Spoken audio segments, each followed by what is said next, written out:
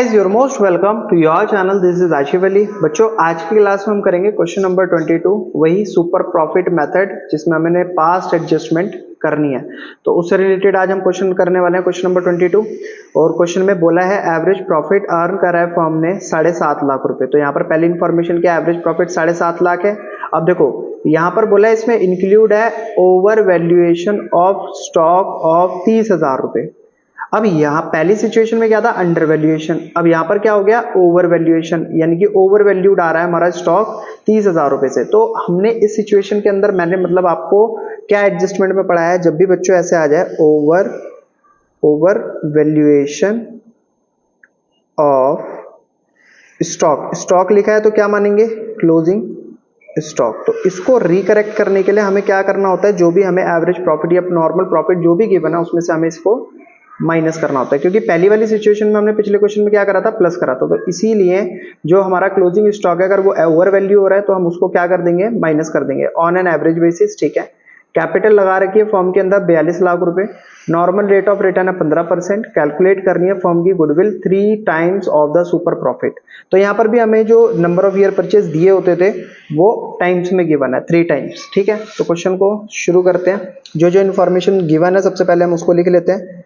Average profit बताया गया सवाल के अंदर कितना, 7.5 लाख रुपए। अब इसमें से ना पहले एडजस्टमेंट कर लेते हैं। तो इन्होंने एडजस्टमेंट में क्या बताया था, ओवर वैल्यूएशन ऑफ स्टॉक। कितने रुपए ओवर वैल्यू हो रहा है, 30,000 रुपए। तो इस 30,000 को हम क्या करेंगे, माइनस। तो अब हमारा बिल्कुल सही सही प्रॉफिट आ जाएगा कितना, 7,20,000 रुपए, जिसको यूज करके अब हम गुडविल कैलकुलेट करेंगे।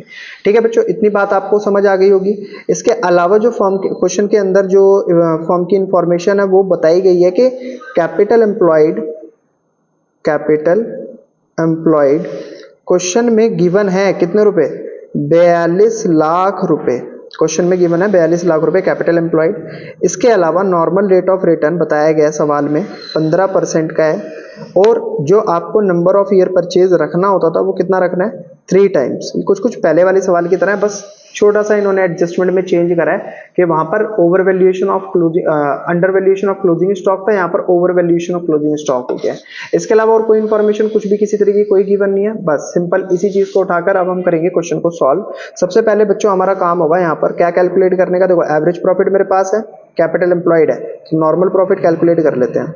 नॉर्मल प्रॉफिट, अभी मैं फॉर्मूला नहीं लिख रहा, मैंने पिछले क्वेश्चन में भी आपको फॉर्मूला लिखकर दिखाया था, मैं करता हूँ सीधा डायरेक्ट।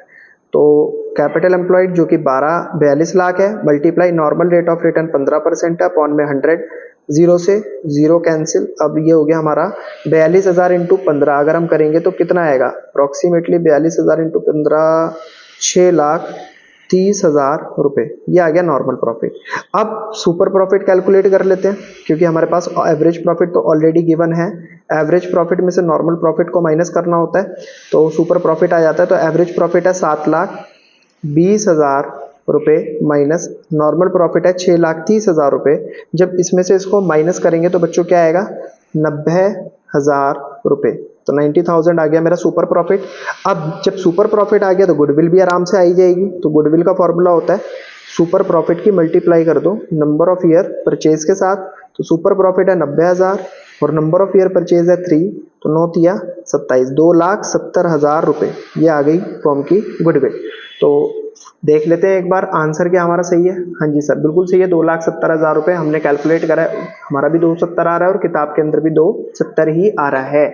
तो बच्चों ये तो था मेरा क्वेश्चन नंबर 22, जो कि super profit method past adjustment से रिलेट करता है। आई होप आपको क्वेश्चन बहुत बढ़िया तरीके से समझ आया होगा। क्वेश्चन अगर आपको वाकई समझ आया है और आ रहे हैं तो प्लीज बच्चों वीडियो को लाइक, चैनल को सब्सक्राइब और कमेंट सेक्शन में बताइएगा जरूर कि आपको कोई डाउट वगैरह किसी तरीके की कोई दिक्कत तो नहीं है।